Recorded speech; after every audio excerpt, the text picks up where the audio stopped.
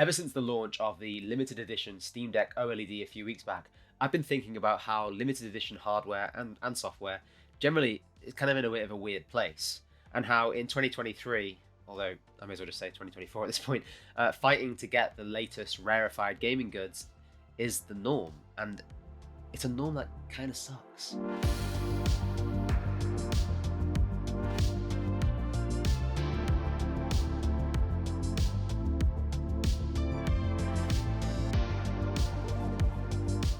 You see, whether it's a new fancy colour scheme of some much loved hardware, a console or controller sporting a fresh, unique design, or a game bundled with a bunch of extras, limited editions of both hardware and software are a long standing tradition in gaming.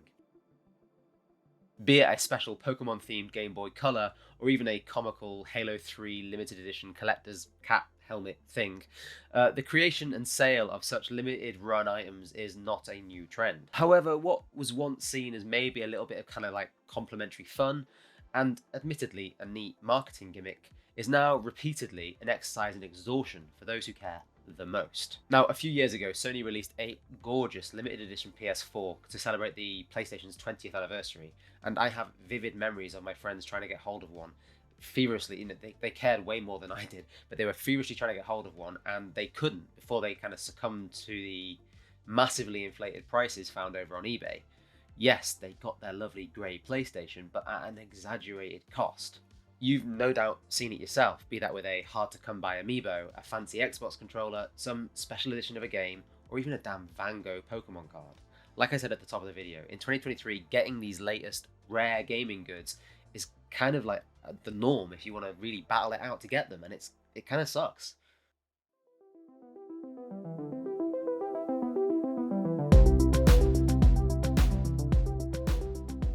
Now, don't get me wrong, I'm all for having special versions of like much loved gaming things. There's nothing cooler than owning something that's a little bit different from the standard, especially if it shows off your love of a certain franchise or a series. Are you a big Splatoon fan? Then of course you're going to want to get those ink splattered Joy-Con.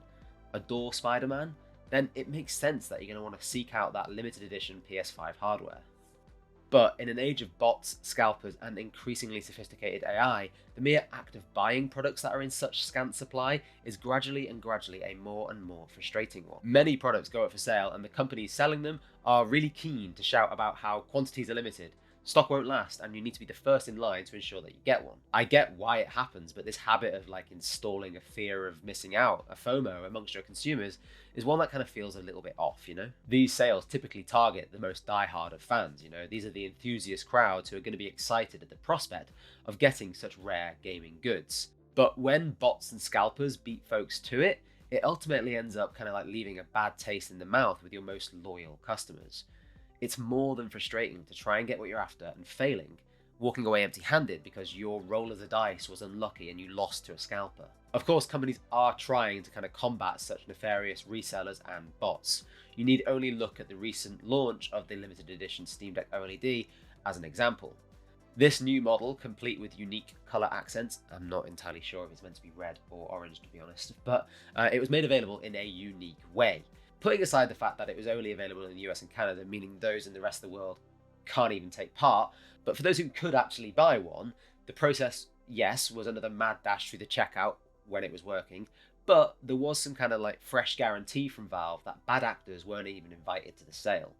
Valve stipulated that only Steam accounts of a certain age and status could partake in the sale. And like smart moves like this go some way to help fix the problem, some way.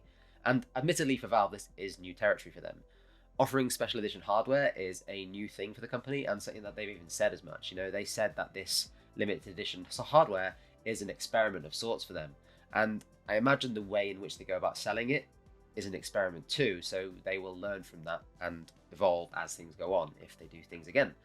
However, even if the buying process was like completely error-free and really fair, with a lot of these products, and again, I understand that the scarcity is part of the appeal here, the consumer just has like no idea as to like how many of a product is actually available.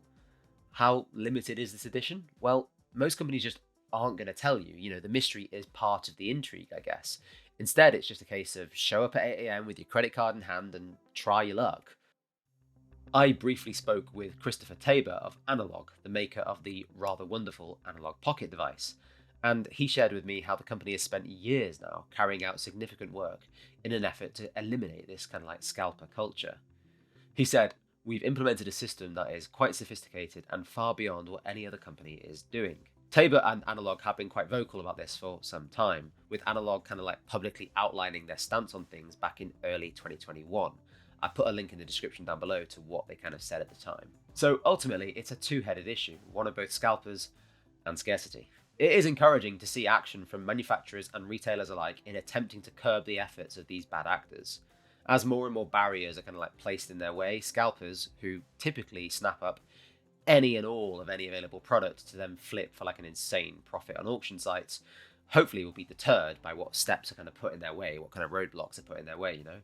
But I kind of fear with this anti-bot kind of scalper battle, it's really one of just like whack-a-mole, you know, that requires a constant effort from those selling in order to kind of combat it. I guess the other side of the coin here is the kind of like scarcity itself.